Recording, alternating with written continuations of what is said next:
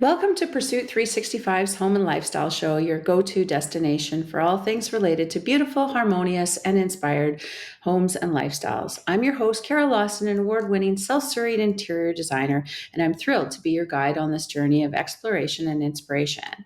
Today, I'd like to introduce our special guest, Connor Piccard. Connor Piccard an entrepreneurial trailblazer recognized for his innovative spirit and business acumen, and is armed with a Bachelor of Commerce in Entrepreneurial Management from Royal Roads University. Connor began his journey as a high school photographer, leveraging his Instagram account, which kickstarted a career in marketing. His path took an exciting turn during an internship under National Geographic photographers Paul Nicolin and Christina Mietermeyer.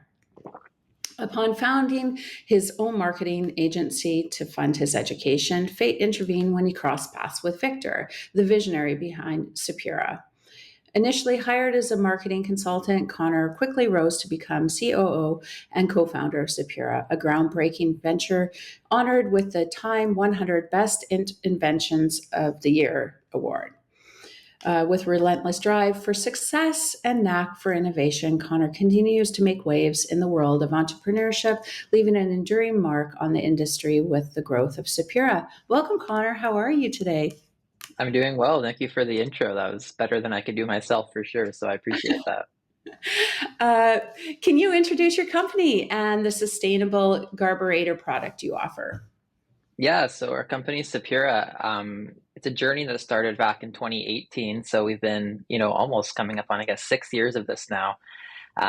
Yeah, essentially what it is you can think of it almost as a reverse juicer. So when you think about a juicer, you get the juice and the pulp you kind of get rid of. So we do the opposite. So we install under your sink. You can throw all your scraps down the drain, run water, do whatever you want, and we'll separate those liquids and solids and collect all those solids in a sealed, odorless bin to make composting a lot easier. Whether you do the backyard composting method or a curbside collection, Sapira just makes that step of collecting your compost and doing all that good stuff a lot easier, a lot less smelly, all those good things. There's three big people that we kind of serve. So the first person is someone who just wants a more convenient compost method. Right now, most people use kind of the tabletop compost bin, which is great for some people, but a lot of people, myself included, don't quite enjoy having that on my counter and seeing it and smelling it and interfacing with that every day. So that's kind of the first person we set out to help with Sapira. Second are those people who live on septic fields. And typically, when you're on a septic field, you can't have a traditional garbage disposal because when the solids is huge scientific process behind all this and is hotly disputed, but essentially when you put all the solids down the drain, it can cause issues and make you pump your septic field more often. And lastly, people who just want a garbage disposal but may live in an area where they are banned or they have other issues with disposal, such as the environmental impacts or the scariness people associate with it. So those are the three big people we serve, and that's a quick overview of what our product is. That's incredible. What a great invention. What motivated your company to focus on developing sustainable disposable solutions, and how do they differ from traditional carburetors? I mean, you touched on the how it somewhat, but can you expand on it, please? Yeah, absolutely. So I think to answer that the best, we have to go back to the beginning of Sapira and why it was invented in the first place. So my co-founder Victor, who's the engineer behind it, he was hosting a dinner party and was cutting up a bunch of potatoes and peeling them and put all those peels down his drain. Turned on his garbage disposal and the entire thing blew up in the middle of the party. The peels Oh, went everywhere and the whole machine broke. It was a big issue. Luckily, he's handy, so he was able to get under there and fix his plumbing and do all of that. But the garbage disposal, there is no saving. So here in Victoria, BC, where we're based, he went to Canadian Tire and realized there weren't any garbage disposals on the shelves there. And then he started doing some more research online and realized that in areas such as Victoria, garbage disposals are being taken out of the plumbing code for a myriad of reasons. But the biggest one is that they cause blockages in pipes is kind of the biggest issue, as the potato peel story could kind of attest to. There are some issues there. For example, the city of Vancouver spends a few $1 million every year just unclogging the pipes that garbage disposals ooh. clog, essentially. So areas like Vancouver and Victoria and a lot of places across North America now are kind of looking at how much of an issue these garbage disposals are causing with their piping system, and are putting bans in place for certain areas. There's bans for carburetors now. So that is something that Victor realized in his research and realized there is no other alternative. He thought, well, of course, someone must have just made an automatic composter out there. Like, I should just find one of those. There wasn't anything. So he decided to make it.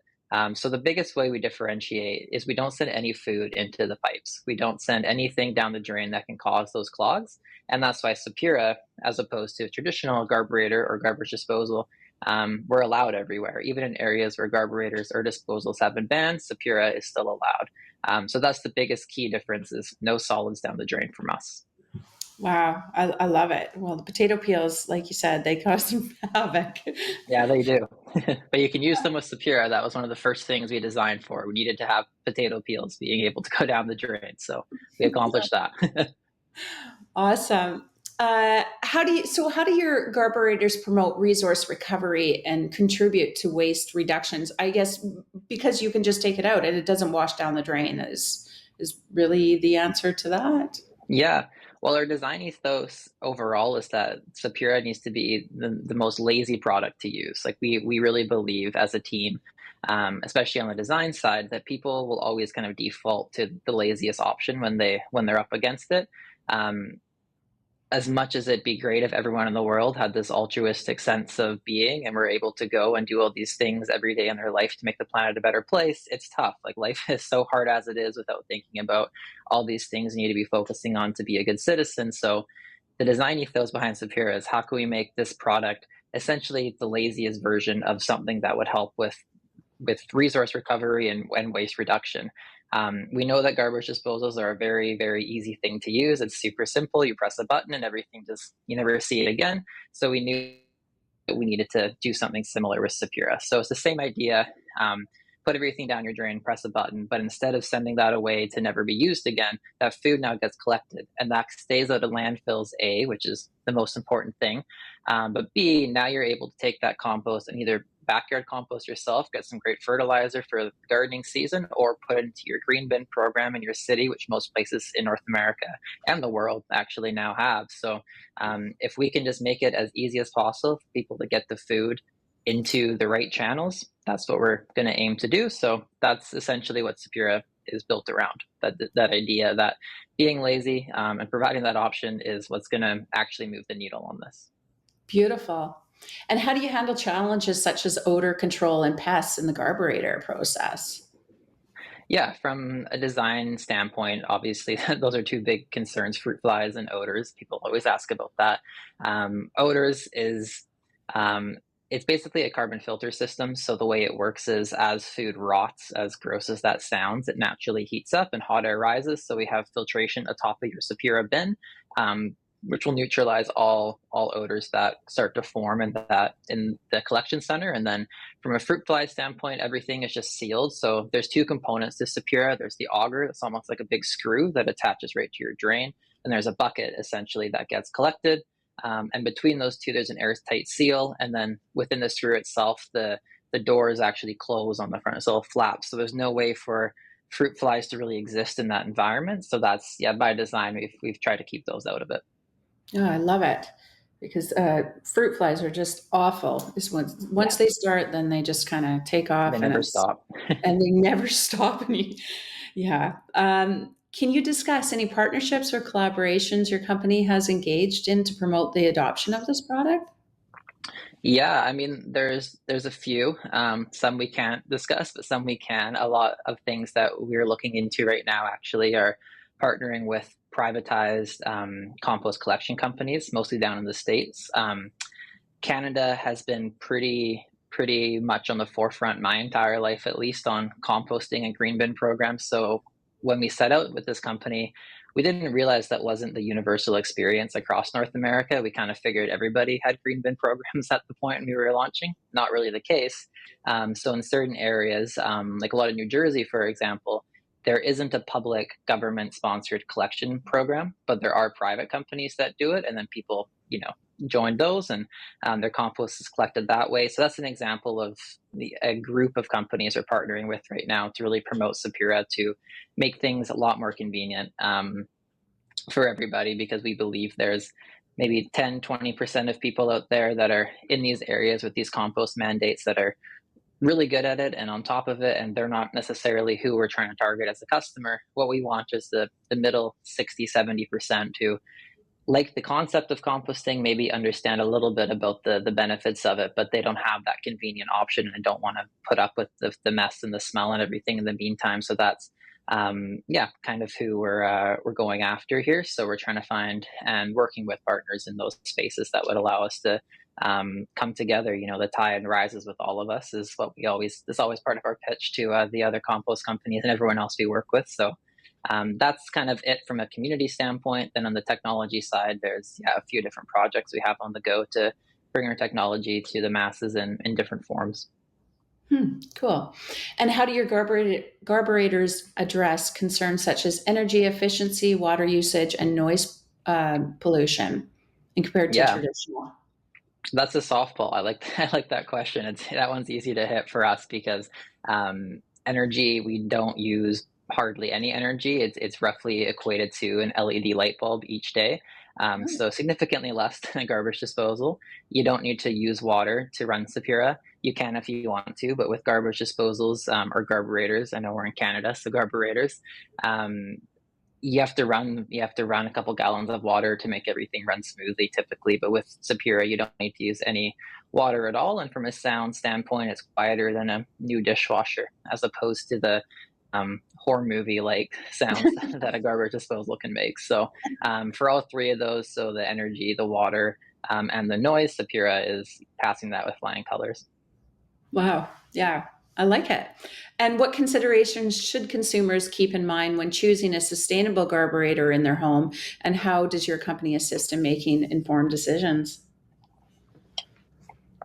I think that, yeah, if you're thinking about getting an alternative to garbage disposal, we really are the only ones. So we're kind of we bear that that burden almost of the education portion of why that's important. We always talk about this internally, how we have to first let people know that there is a problem, and then say, oh, by the way, we are the solution. So it's a bit of a double-edged sword on that one, but yeah, I think if you're looking at an alternative, you probably fall under one of those three buckets that I was mentioning off the top. So you are composting currently and it's not really working for you. You don't like the smells, you don't like the fruit flies, you don't like that sort of stuff. So you want a more convenient option, but you know that a garbage disposal has some pretty adverse environmental effects. So you're not really interested in that route.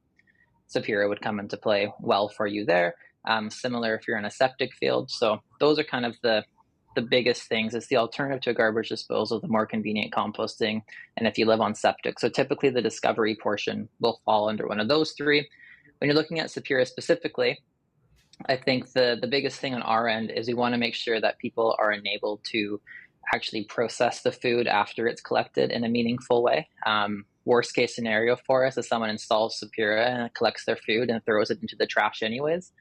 That's not really what we want to do. So from our standpoint, there's education that we put out in the form of different content to let people know that that's not the best thing to do. If food ends up in a landfill, it creates intense methane emissions, which is something no one wants here.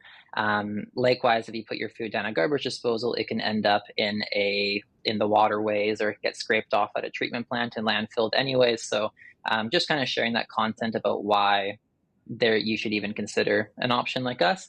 Then when it comes to the actual product installation, the only thing you really need is access to power under your sink for Sapira to work. If you have a garbage disposal or carburetor already, you can just basically take out your disposal and swap it in for Sapira. But if you don't have power, but you do have a dishwasher, typically power is right there anyways. And then it's just a question of making sure it fits under your sink. So those are the biggest things to look at. But first of all, I think, just discovering the problem that you would have, how Sapira deals with that, and then just making sure the product itself on a granular level would work with your kitchen. Great answer. And looking ahead, what are your company goals and visions for future sustainable waste management? And how do you plan to innovate further in this field? Yeah, there's a couple things that we can do both from a forward and backward integration standpoint. So circularity is something that everyone always talks about in the sustainable field. Like, how could our solution become completely circular. For us, there's a few ways to do that. So we're about to launch an app on one side, which will be tracking more. This is more of the content piece I was speaking about, but it will be tracking almost step one, like encouraging you to adopt methods in your life that would limit your food waste to begin with. So before Sapira even enters the picture, like how you could reuse, bananas that are expired and things like that, just kind of those high level ideas of here's how to just not waste a lot to begin with. So Hmm. that's coming out. And then within that too, we'll be tracking how much food people are actually generating and putting down their sinks. So you'll be able to see, oh, wow, because I composted, 30 pounds, that equates to, this much methane that I save from the planet if I were going to throw those same scraps out. So that's kind of the step one we're working on a lot right now is how do we make that tangible for people? How can they grab onto that and say, wow, I've actually made a difference with this product? Um, I think that's important to be able to break it down on the personal level. I think that, almost like a me over we standpoint is what we try to design this towards. Everyone says they want to be more sustainable and help the planet, but I think at the end of the day, it's how does it impact that individual? And the individual wants to see what their impact actually is and maybe go brag to a friend about it. Maybe that gets us another sale. So that's great on our side. So that's step one. And then Sapira in its current form, as we see it, is step two. So the food waste goes down your sink, you collect it with Sapira, and then step three is what do you do with it next? So there's a Right. few things we're working on that side as well.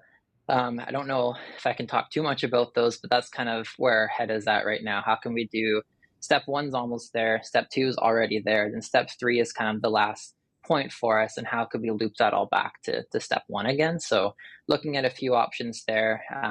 Even working with these privatized compost collection companies right now is an early step in that direction, just to show what we can be doing in that space. So um, we talk a lot about how there's no central voice right now on composting.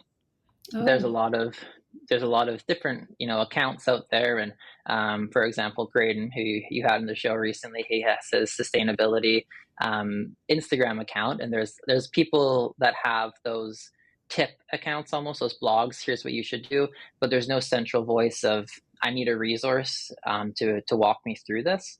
No one's really right. doing that right now, so we're focused on the technology first, but then second, we do see opportunity to kind of become that voice so that people aren't left with all these questions, and we can provide more answers than confusion. Wow, I absolutely love that. And like you say, it is so needed. I want to thank you so much for joining us today. That it's Yeah, very, very informative. But how can our viewers contact you to buy your product and learn more about your product? yeah, absolutely. So just through our website is the easiest way. So it's just Sapira home.ca. So Sepura home.ca. Everything I was, or sorry, .com.